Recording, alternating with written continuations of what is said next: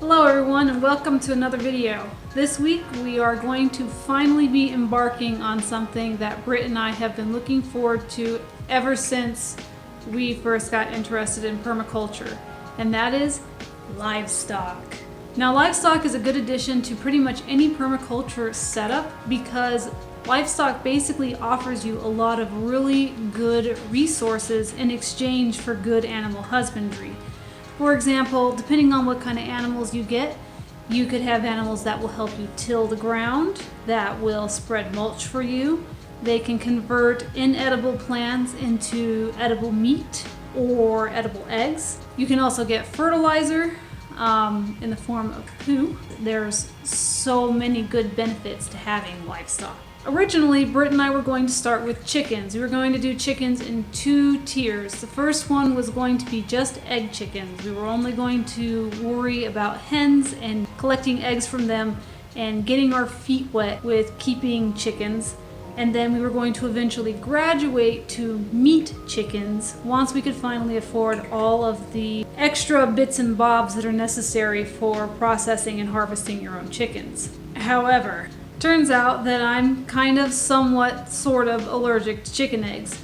I'm allergic to them enough that I can't really eat them for breakfast, and they seem to need to be heated to the temperature of the sun, or maybe like 250 degrees or something, before I could eat them. And we didn't really see the point in having chickens that we were raising for their eggs if I can't even eat the eggs.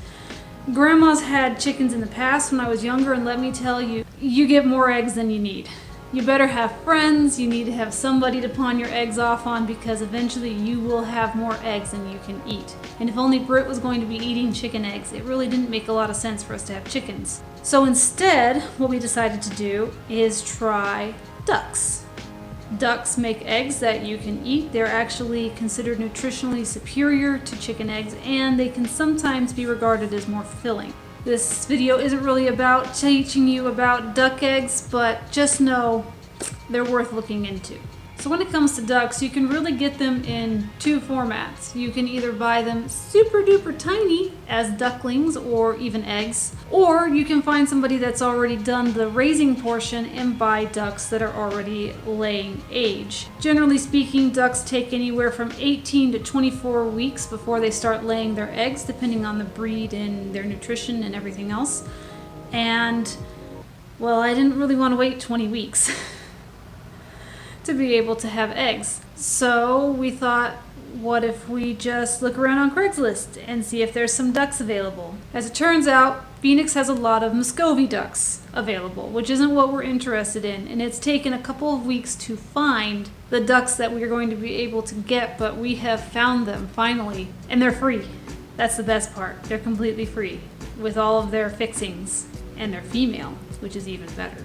They are just right about getting ready to be laying age. Now, of course, we're going into winter, so we don't know if that's going to affect whether they will lay for us or not, but it's the closest we can get with what we have available right now.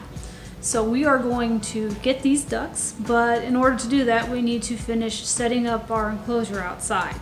Now, we don't have an actual fancy, nice enclosure yet. We want to make something that is specifically made for these ducks, but for right now, we're going to use this big kennel that my grandmother had. She actually used to keep one chicken in it, her last one she kept in here, and it has been overgrown with all sorts of stuff, but given enough elbow grease, we were finally able to break it free and take it over to where the ducks are going to live for now. So there are two very large holes under here.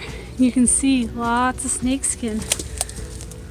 I have a feeling he was taking advantage of the very big safety that is having a huge cage over your hole. I don't know what he'll do now. We also ended up getting some Premier One poultry netting. This is portable netting that has a solar panel that basically allows you to electrify it. All the people that can move this fence without having to mallet it in, they don't live in the desert. It's portable, but it's not really portable for us because you have to nail it in the ground. Everybody else just kind of bloop and bloops their little rods into the ground, and they can move their fence wherever they need as quickly as they need, but that's not how it works out here. Can't wait to hammer in all these stakes. So it took Britt a fair amount of pounding with a mallet to get all of the netting up, but the netting is up, and now we are finally ready for ducks. Let's go.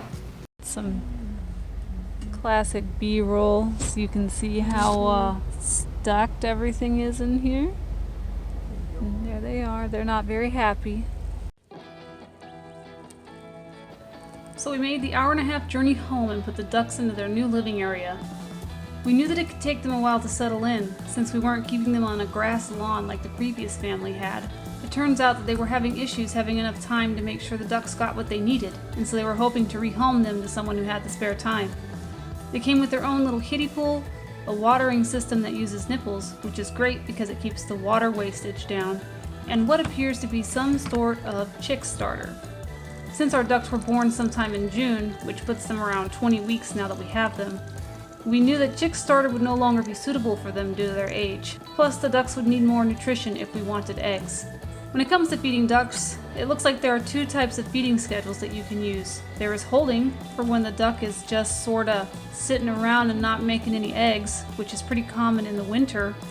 And then there's laying, which is what you give your ducks when they're actually, well, laying eggs. The reduced amount of light in the winter causes the ducks not to lay as many eggs, and usually you'll just put them on holding rations so that way they keep their weight and you don't spend a lot of excess money on extra feed that you don't need. But since other duck owners in the area are still producing eggs, we're hoping that ours might still lay even though we're partway into fall. So we're going to try giving them some laying feed. So the first thing we did was switch them over to a mixture of Crack Scratch, black sunflower seeds, and Layers pellets.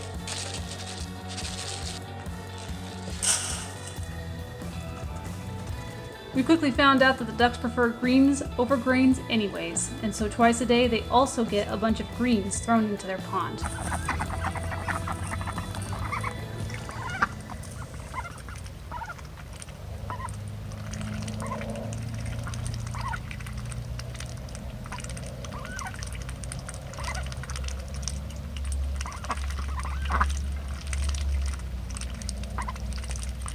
We still haven't gotten any eggs, but if these are Swedish ducks as Britt suspects, it's possible that we won't get any eggs for a couple of weeks still. In the meantime, we're going to continue using the Layers feed just in case.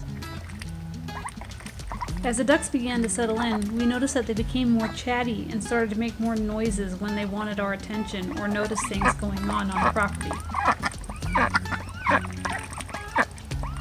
That being said, they're still pretty shy around us, and they don't really like us to get very close to them. That's why all the B-roll is from something of a distance, because getting close to them with the camera just hasn't happened yet.